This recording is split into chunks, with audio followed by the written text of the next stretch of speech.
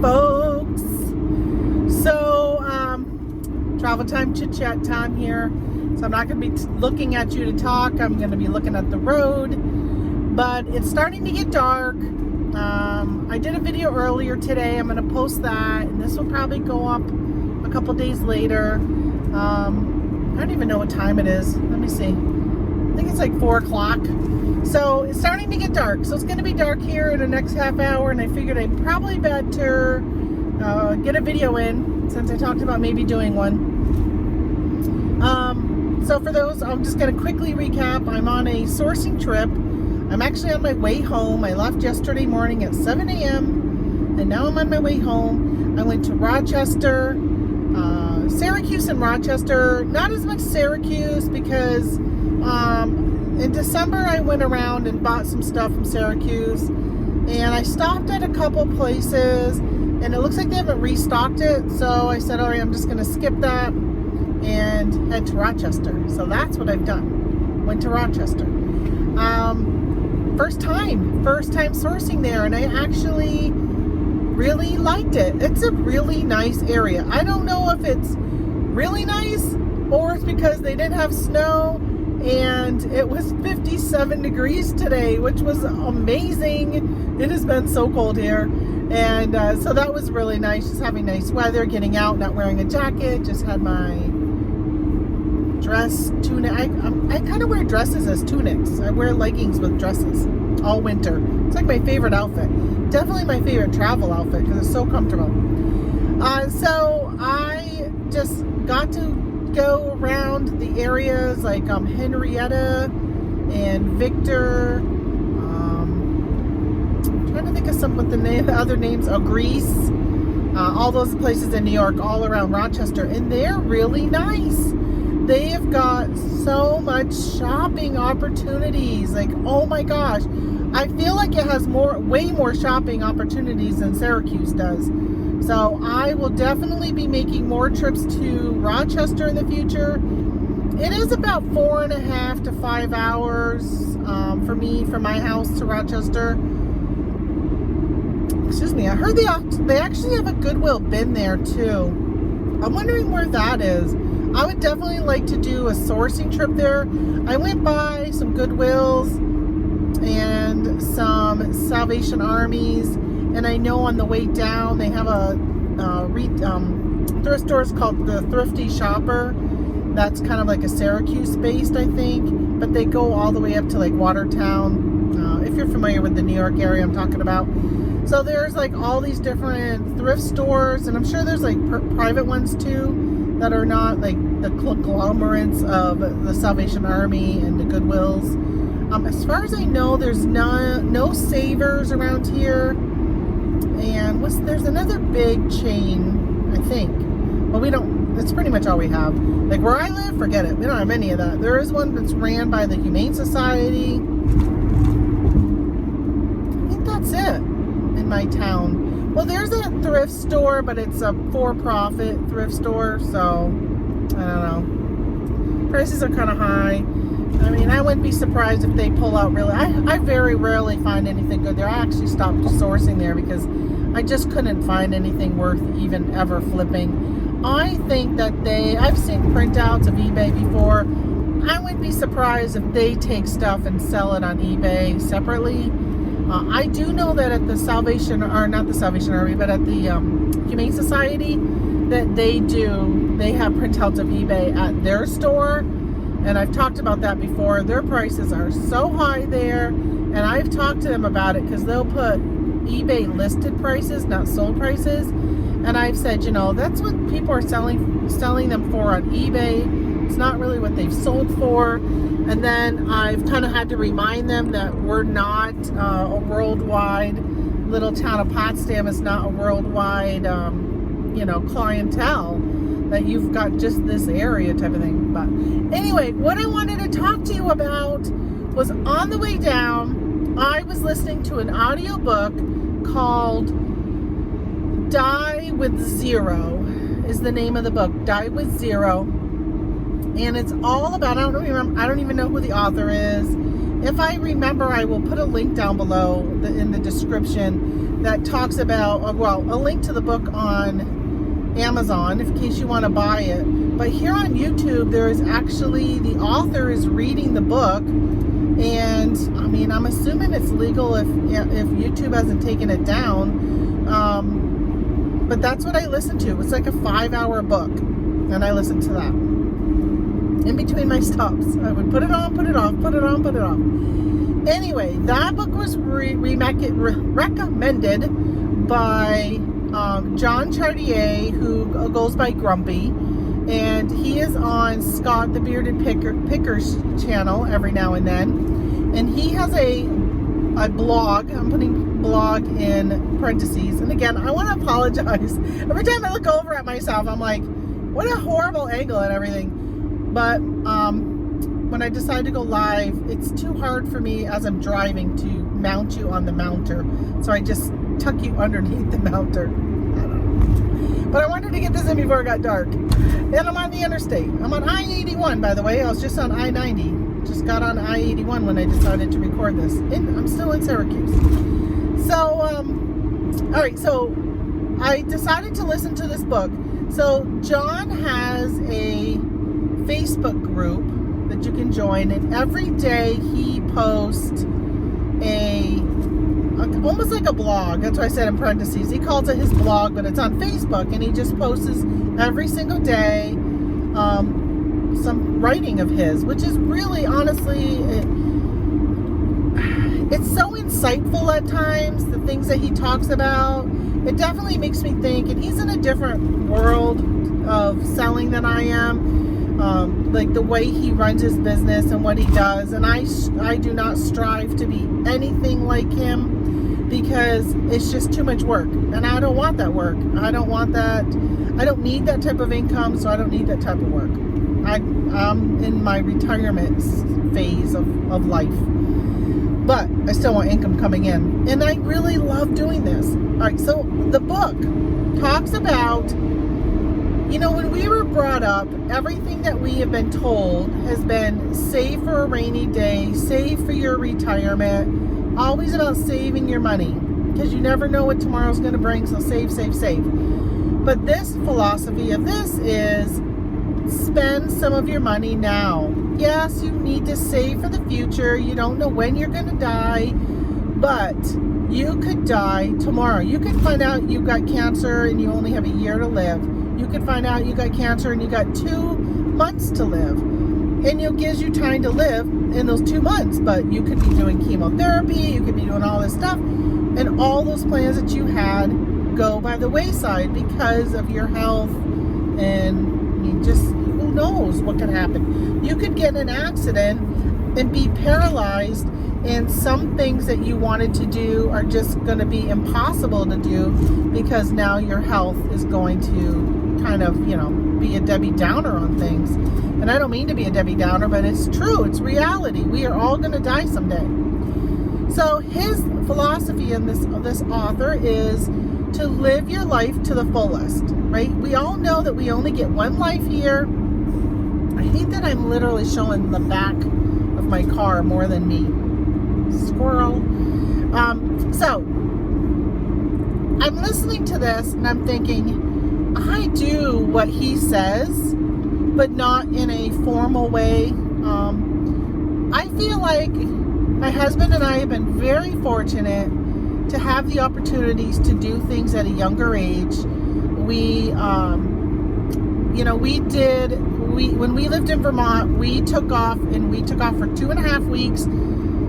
My boss was amazing and gave me the time off, plus some extra time. So Donna, thank you in case you ever watch this, which I don't think you watch my YouTube, but if you do. And we were able to go from Vermont all the way to Chicago, and then took Route 66 all the way to California. And then on the way back, we decided, this is what was great, because my boss said, take another week. And instead of rushing back to go back to work, she said, listen, because I always was working way more than 40 hours a week, and I had like buco comp time. Honestly, so much comp time that we just stopped keeping track. I guess it's one of those things when you're a salary, right? You don't really keep track of real comp time. And she's like, just take another week. And I was able to go all the way up to Yellowstone, and we were able to do Yellowstone, and then down, up across Minnesota into Lake Michigan, and then from Michigan we went up into Canada, and then took Canada over until, I don't know if we went to Montreal and then down, or how we did it. I can't really remember, but it was really nice. It was really nice. And that whole trip was sparked over my father. He had Alzheimer's, and he's passed now. He passed away 5 years ago. And the whole time he was going through his declining stage, there was so much that my parents had dreamed of doing, but they weren't able to do. My dad had a stroke when he was 50, and he stopped working at that point. He got disability. The stroke really affected his, he had a hard time with not electronics. What am I trying? Like, he couldn't use a chainsaw. He couldn't use like a weed whacker. That type of stuff he had a really hard time with. And he was 50 years old. And then, of course, he passed away at 70. I think he was 72 when he passed away. And it really made me realize my mother had to go through almost like a mourning phase of my father, even though he hadn't passed yet. But she had to mourn all the dreams that she had with him, all the dreams that she had planned that weren't able to happen because of everything that happened. Kind of what I'm kind of going through a mourning phase myself. I have been for a few years of the thought that I'm not probably going to get grandchildren. My daughter doesn't want kids, and my son, he said he would be all right with them, but he's very much, I don't want to say a loner. I can't think of the word I'm thinking of, but he just doesn't. We think he's on the spectrum, and so I don't know. I just don't see. Although I will say he finally went through his first drive-through the other day, which I was so proud of him. He had never gone through drive-through. He's 28 years old. He has never gone through a drive-through. He is severe anxiety, phobia of just socializing. So that's why I say probably won't see any grandkids from him. And then my daughter, so I'm grieving that process. But I kept telling my mom, I'm like, listen, it's okay. You can grieve the lack of, the dreams that you had with Dad. And even though he's still here, there's things that you just can't do anymore.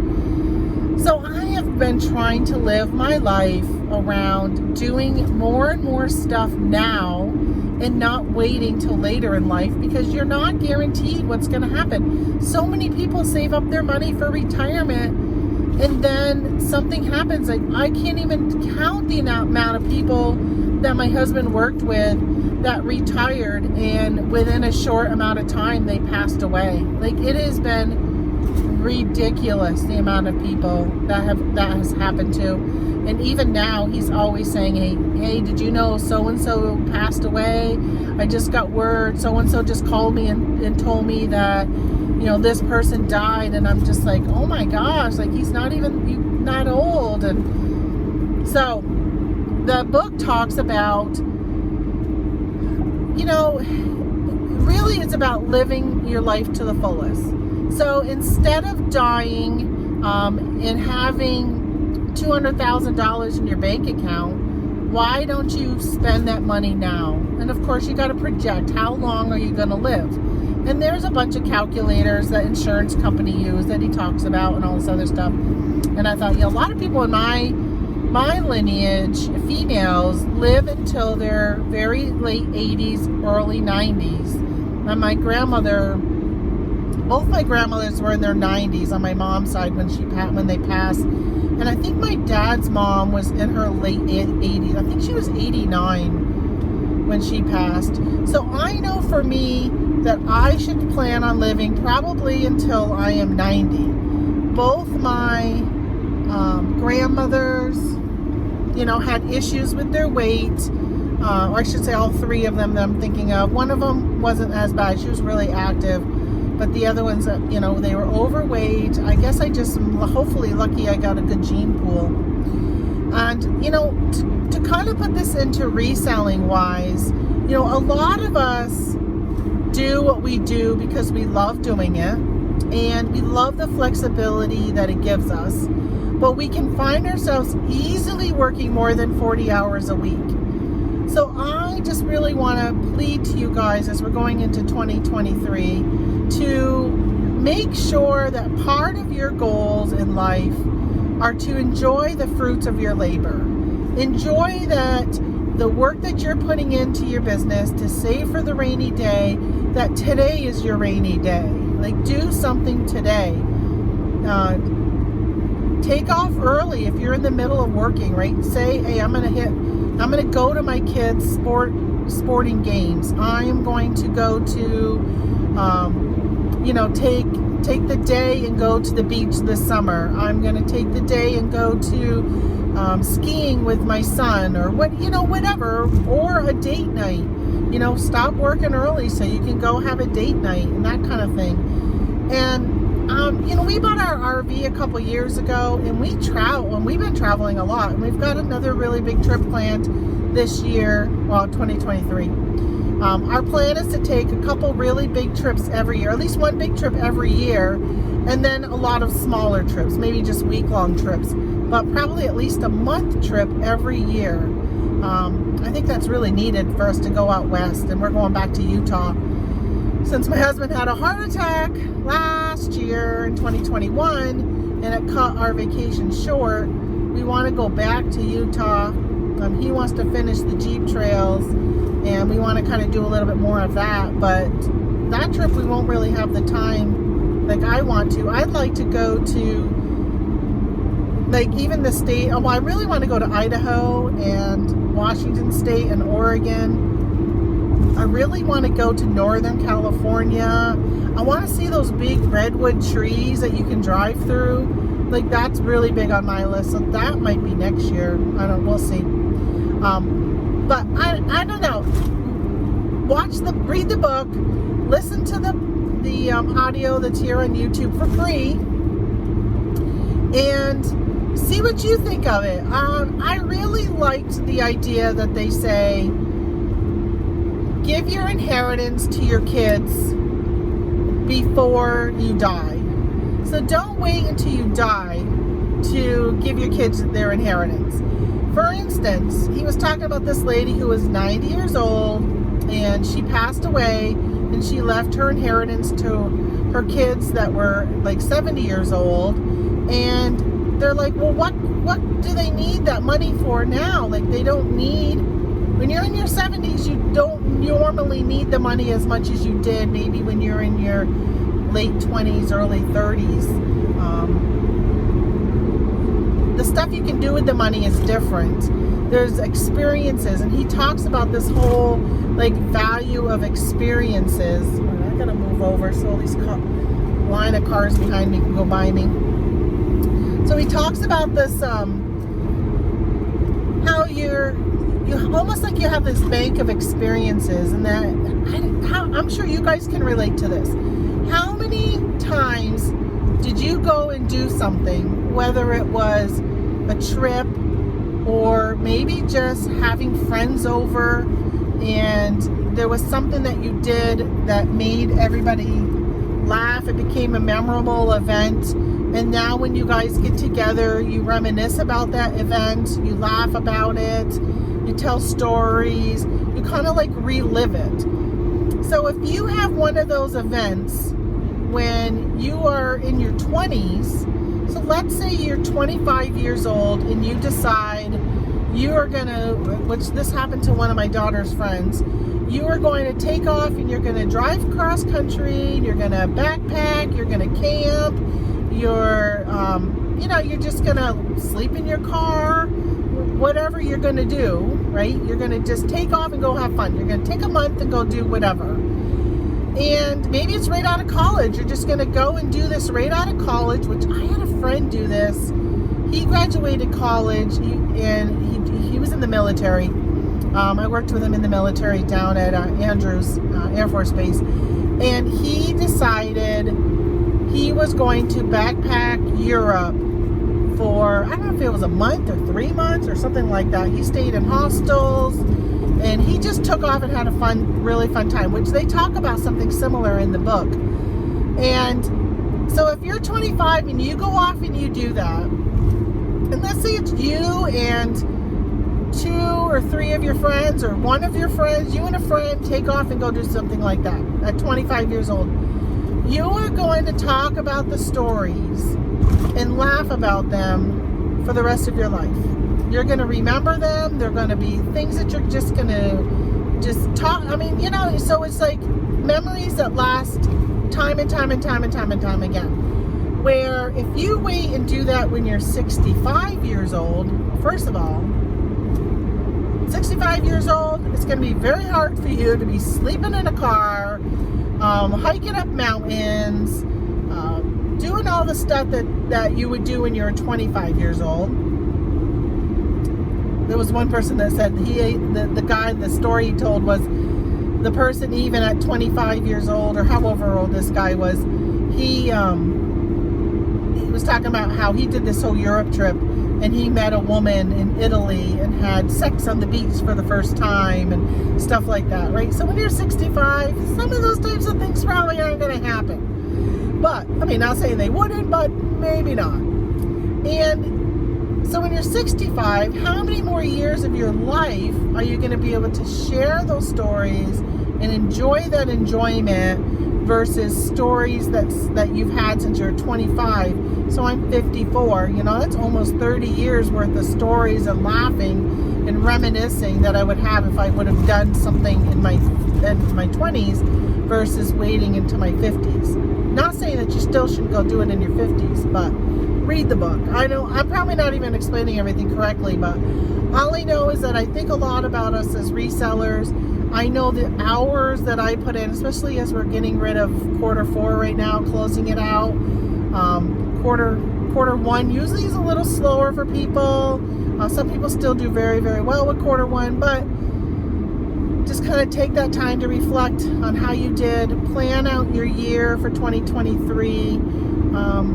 Make sure that your goals include, if you're married, goals for your marriage. If you've got kids, goals for your kids and spending time with your kids.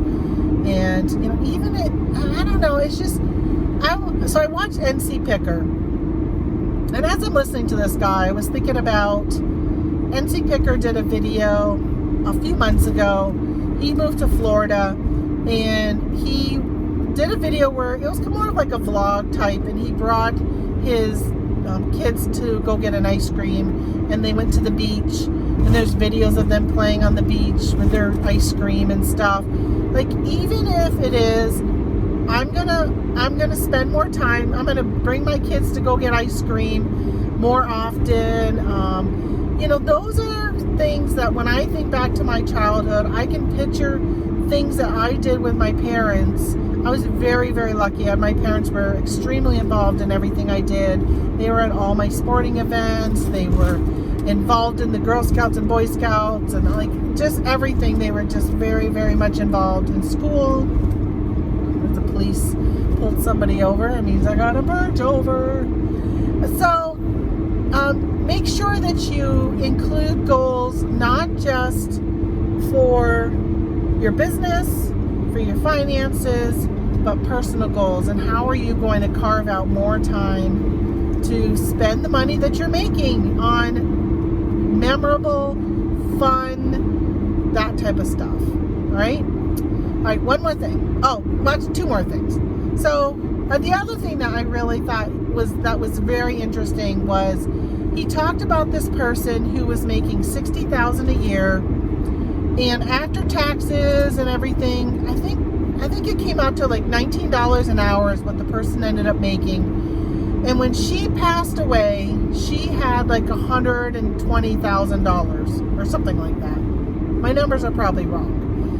And he figured out that she had about 2.5 years of work worked 2.5 years of work that she did when she died. Like, she died, and that's the value of her money that was left over was that. So he calls it working for free. So she worked for free. She worked for 2.5 years and didn't enjoy that money at all. She didn't get the opportunity to give the inheritance and watch them do what they wanted to do with the money. She didn't give it to a nonprofit and watch them succeed with it. Give it to medical research and watch them come up with a new drug that's going to hopefully solve some medical problem. She didn't take that trip to Italy or that Route 66 road trip or buy the RV or plant the garden she wanted to. Like, all these things that she didn't do for 2.5 years. She worked and left all that behind. And that story, when he shared it, was like, oh my gosh, that's so true. Put a value to the money that is sitting in your bank account. Put a value to that. Like, how many hours have you had to work to get that money? I'm back to where there's snow all over the ground, by the way. So put a value to that. So going back to videos I was just watching. I was just listening to the Bearded Pickers show from yesterday, because I was outsourcing plus listening to this book, and I didn't listen to his show live, so I was just listening to the rerun of it. And at the end of it, Harlan came on, and Harlan had mentioned that it's been 11 months since his brother passed away, and they were talking about that. Why am I getting, I feel like I'm getting emotional, and I didn't even know his brother, but I can imagine, because I have a brother, what it would be like if my brother passed. But I feel myself getting emotional right now. And I think that's the way this book makes me feel. Like, listening to the story, it makes you kind of reflect on your life and stuff. So they were talking about, you know, the stories that they had with Harlan's brother, and Scott and Harlan were talking about it, and I'm thinking, exactly, see, all those memories that you have, all those things that you did, those are all those things that this author talks about putting in your bank. Like, these are the memories that you'll have, and if you don't have that opportunity to create those memories, then they're gone. So for me, I don't want to pass away, and not that I would remember because I'll be gone, but I want those memories. I want to create those memories for my loved ones now, so when I'm past, like, they'll continually to have those memories. Nobody wants, right? Think about the husbands and the fathers who work all the time, and they can't make it to the soccer game, the baseball game, the football game. They can't make it to the spaghetti dinner that the Boy Scouts is putting on, which is what my son did a lot. They can't be involved, and my son's an Eagle Scout, right? So they couldn't be involved in the Eagle Scout project or go camping at the Boy Scout camp, right? Because they're too busy working. And I think of all of those memories that they're missing out on. This truck, okay, there's a tractor trailer in front of me, and he is all over the road. I want to pass him because he's kind of going slow, but he makes me nervous. You ever get like that when you're driving? Like, there's somebody who's all over the road and you want to get away from them, but you don't want to pass them, because what if that's the time he decides to go, oh yeah, stay over. Now he's over to the left because I'm going to pass him. He was just all in the emergency lane, driving down the emergency lane. Okay, I'm going to speed up and get by him. Listen, mister, you better go take a nap. Oh, he was like leaning on his dashboard just now. He kind of went like this. I think he must have known when I was getting by him. I think he just kind of like acknowledged that I was going by him. All right, so I just implore you. Is that even a word? I don't even know.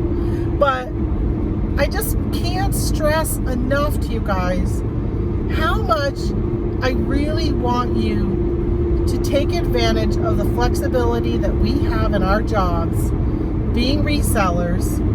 And, you know, even if you're full-time with another job and you're part-time reseller, it's just really important to make those memories, and don't wait. Don't wait. You're not guaranteed tomorrow. And, there are so many memories that you can make that don't cost a dime. So I don't want to hear, oh, but I got to save for my retirement. I got to save for a rainy day. I'm the only income producer in my family. I got to work to save money. That's baloney. That's baloney. Because there are things that you can still do. Today, driving around, I hear cha-ching on my phone constantly. I could be, I'm at the casino spending money, and I hear cha-ching, things are still selling, and I understand you have to get that done. You can still get that done. You can spend time bringing your kid to go get an ice cream cone at 6 o'clock, be back home by 8 o'clock, tuck them into bed, and then get to listing, right? So there's ways around being able to carve out time for things that are important to you. And I don't know, that's really what I want to say. I'm at the 30-minute mark, and I thought it was going to be more dark by now because it's almost 4:30. But it's not that dark yet. I'm surprised. Anyway, that's really what I wanted to talk to you guys about, and because that's really been on my mind. There's some things when I get home I want to talk to my husband about. Do you guys notice that? If I'm in the car for a long time, even if I'm listening to music or a podcast or YouTube or audiobook, I just find my mind just kind of going, and I always find when I get home that I always have these things I need to talk to my husband about. And one of them is he really wants to go on an moose hunt. This next year he wants to go on a moose hunt. And I gotta tell you guys, hold on. Look at how much white, hold on. Can you see? Look at the snow. There's a lot of snow here. I think they got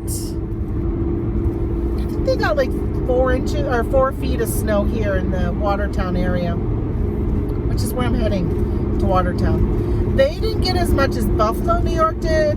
Buffalo got 6 feet, I think. But they both get lake effect snow, which is still so weird that Rochester got almost nothing. It's just crazy. But Watertown got a lot. They had a travel ban also. They got lifted on Tuesday when I drove through it. Wednesday when I drove through it. They had been lifted on Wednesday. Alright, so whatever I was saying, just do that. And then while you're at it, if you're not subscribed to the channel, subscribe. And if you stumbled on me because you Googled you were putting in the name of this book and this video came up, if you're not a reseller,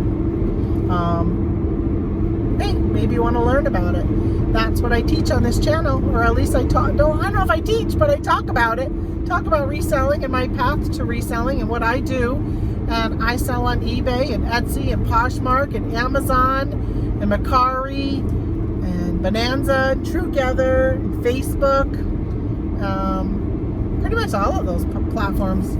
Some I do a little bit, and some I do a lot more. But that's what I do. So subscribe, and if you've read this book, or if you have goals surrounding a way that you're going to spend some of your money now, I say spend some of your wealth, even though you may not realize it's wealth. Even $10 is money, it's wealth. So go ahead and leave a comment down below. The algorithm loves it, and I love reading what you guys have to say about my videos. All right, I'll talk to you guys later. Bye.